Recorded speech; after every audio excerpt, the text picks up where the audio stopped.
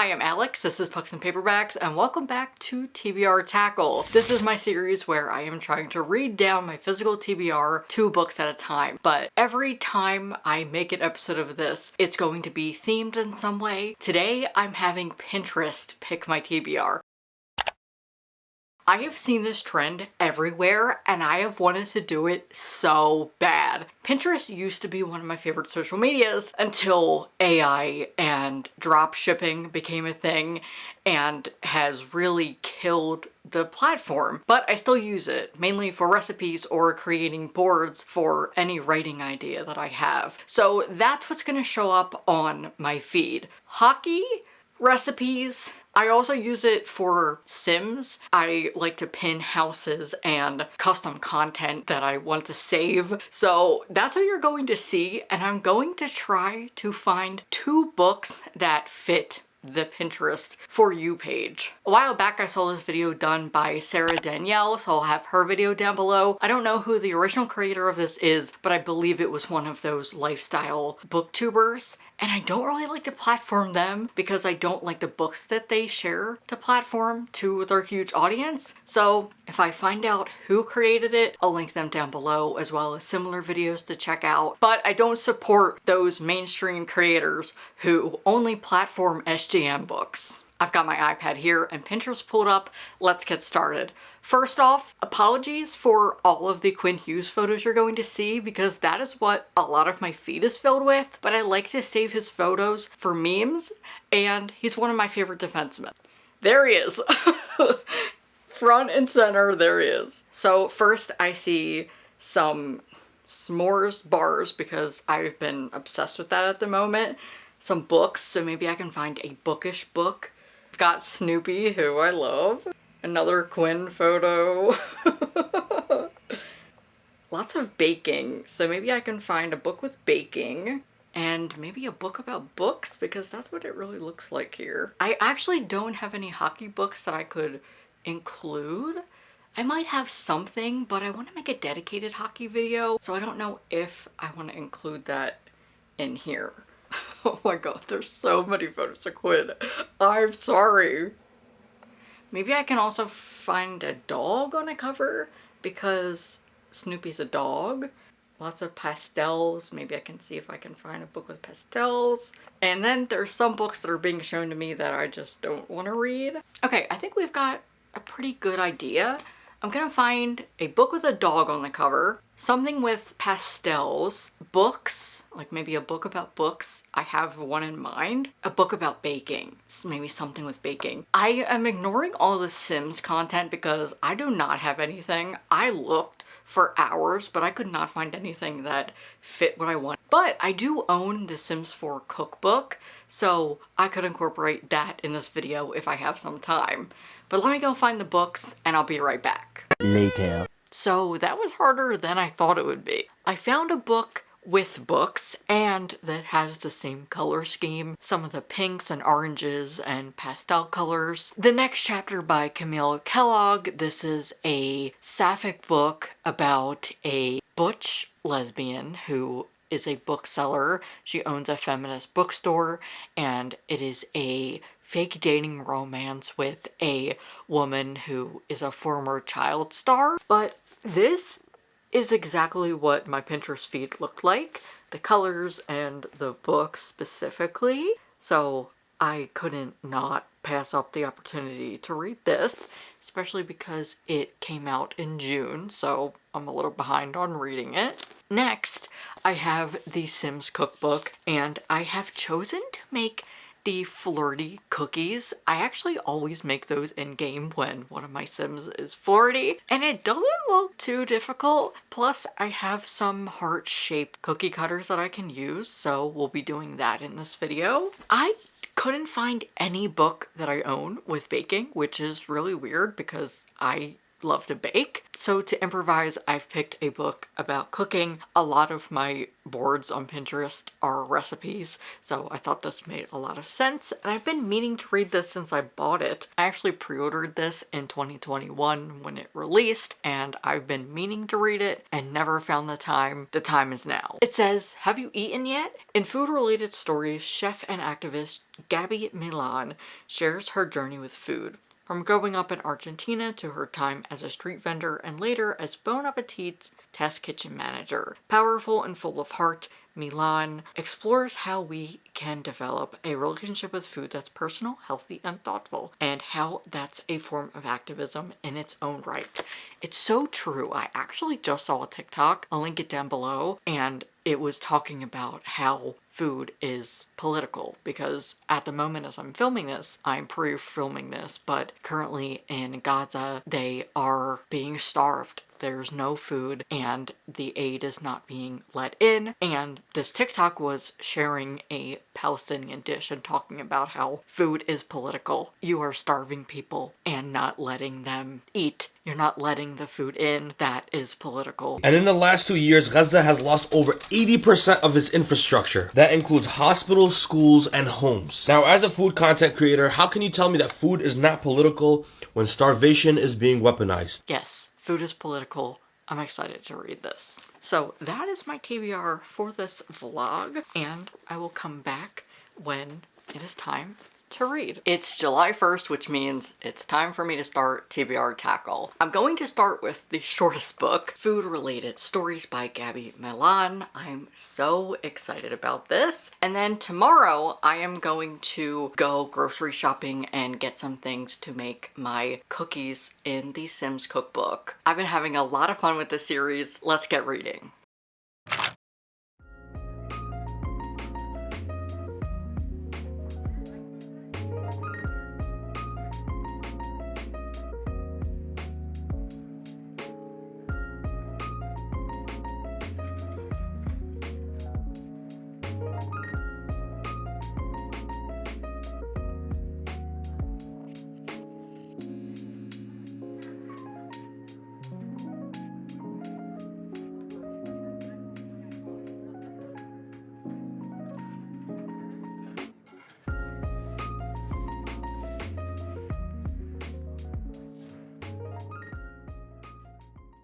The Pocket Change Collective just keeps winning. Now I'm down to 2 books remaining in the series that I need to read until I am officially finished with the Pocket Change Collective. They haven't published anything else, so I'm not sure if they're going to continue, but I would love if they did. The Pocket Change Collective is a series of short nonfiction. Usually they're short essays or stories about a person's life. We're following Gabby Milan, who is most known for her work on Bon Appetit. I didn't know anything about her getting into this book, and I feel like I know a little bit more, but I would love a full memoir from her because I just want to know more about her life. This is the condensed version, and each chapter begins with "food is blank." So we have food is patience, food is love, food is an adventure. And each chapter, Gabby talks about her life and how food has connected her in some way. She starts off talking about when her mother passed away and how her and her brother ate the last remaining dish that her mother made, and it helped heal her in a way. I thought that was so powerful. She's from Argentina and talks about memories she has as a child being in her abuela's kitchen, specifically making ravioli from scratch. And I'm Italian, so I loved that imagery, and it actually made me crave fresh ravioli. I liked the writing. I thought that everything was detailed very nicely, and we got a picture into the kitchens that she grew up in and a lot of the dishes that she made. And then she goes on to talking about when she lived in New York and started her culinary school journey, working as a dishwasher, having her own company, and then later going to the Bon Appetit kitchen where she really got her start. I just loved this so much, and the passages were my favorite. There's so many that I tabbed, so I would like to read a couple to you. Passed down from one person to the next, from one generation to the next, these recipes are our stories. They are the way we keep ourselves afloat, a way to process and organize the thousands of memories that hold us. It's another way for us to remember and cherish moments of comfort and joy. Because let's be real, my nose is pretty good, but it can only do so much. I believe food makes things better. No matter how frozen or simple it is, the act of eating in the company of others or alone is a caring act. Caring for others, but also caring for yourself. After all, food is what we all have in common. We all need to eat, but as we all well know, it is so much more than that. Food has rescued me in many moments, and not only because I sold food to survive, I cooked to entertain, I cooked to be liked, I cooked to be loved. Gabby, I'm going to need more. I need a full-length novel because this was fantastic, and I'm so glad I finally picked it up.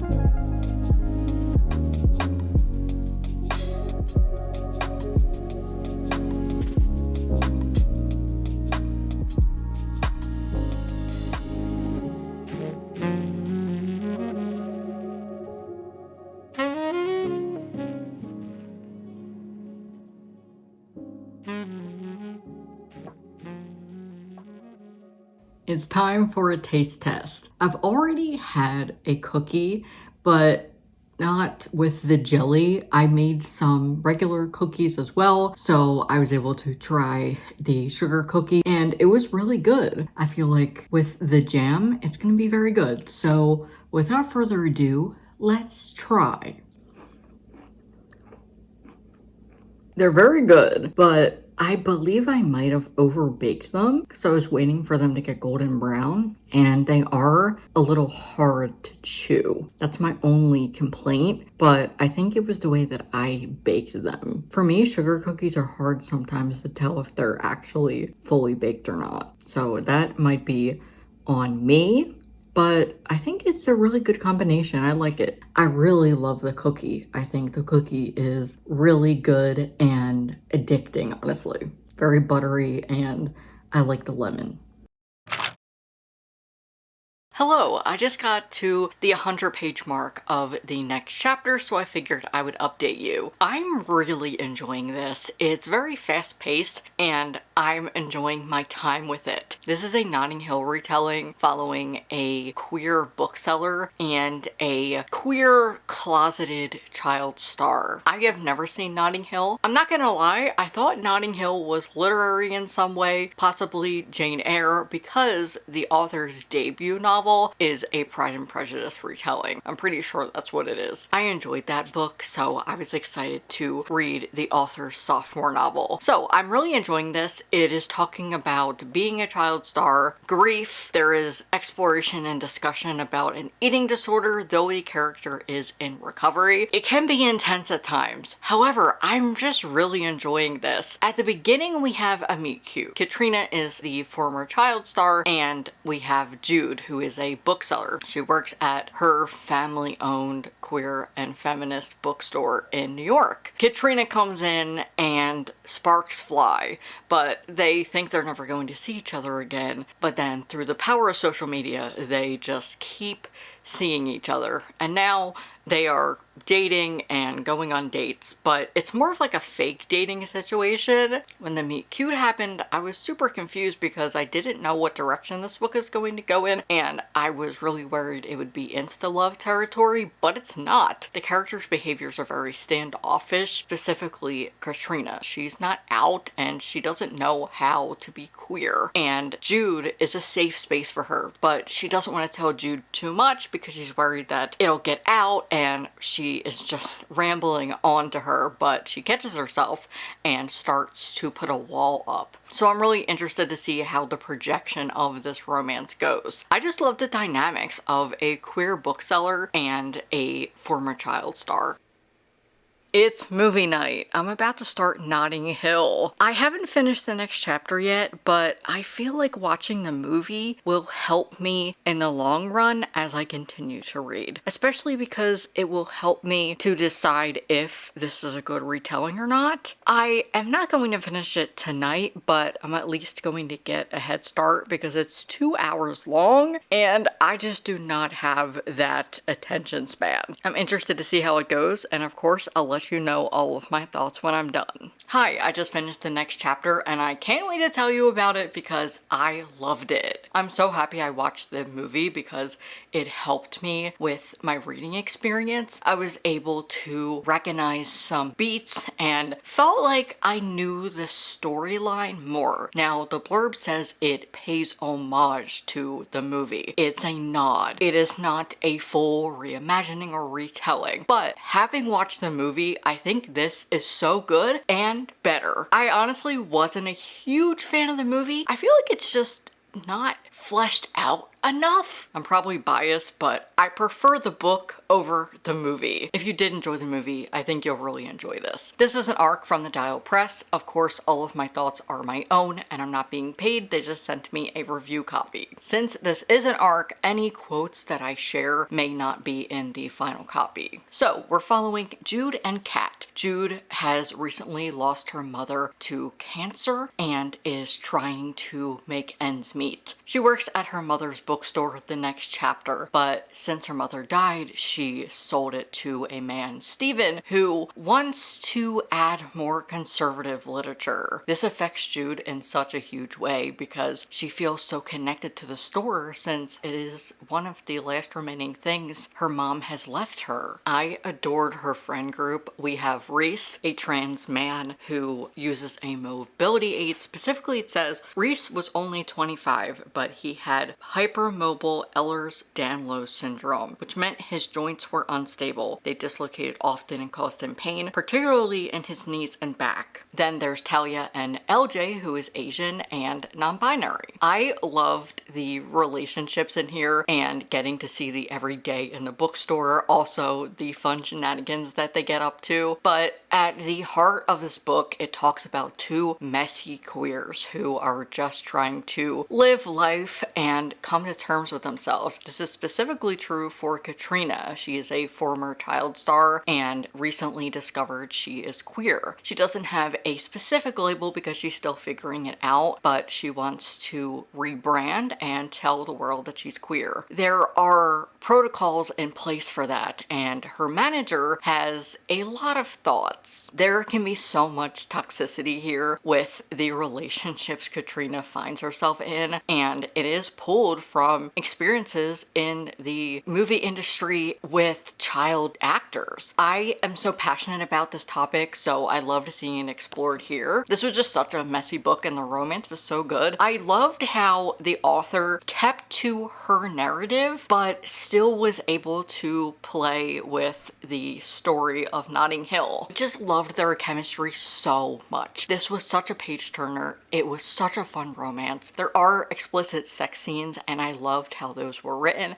I can't remember if Just As You Are has sex scenes. It probably does. I felt like there was too much in this book to the point where I just skipped over the last one. That's just my personal preference as a reader. This also talks about art, as we have theater and acting and painting. I really loved how they came together through painting, and that is something that happens in Notting Hill, so I really liked the nod to that. Honestly, I think it's a perfect beach read if you are going to the beach this summer or you just need a summer read. I think this is really good. Content warnings for panic attacks on page. There are multiple. Loss of a parent, grief. There are scenes where they are drinking alcohol, and there is a scene where a character ends up getting drunk. There is a character who is sexist and misogynistic, and depictions of an eating disorder. I'm so happy I enjoyed this. It's definitely making my favorite books of the year. This episode of TBR Tackle was so successful. I found 2 new favorite books, so let's review. I read Food-Related Stories by Gabby Millian. I adored this, specifically loved the writing and stories and how personal it was. I read The Next Chapter by Camille Kellogg. This is her sophomore novel from the Dial Press. It came out last month, so you can grab it now. I loved this so much. It was such a fun romance. I ate it up, and I loved how this talks about being an adult and figuring yourself out later in life and how the characters developed over time. I really enjoyed their development because they have to learn to move on from things that they thought were helping them. I thought this was so great, and I'm so glad I finally read it. It's definitely my favorite book from her and is going to be included in my best books of the year.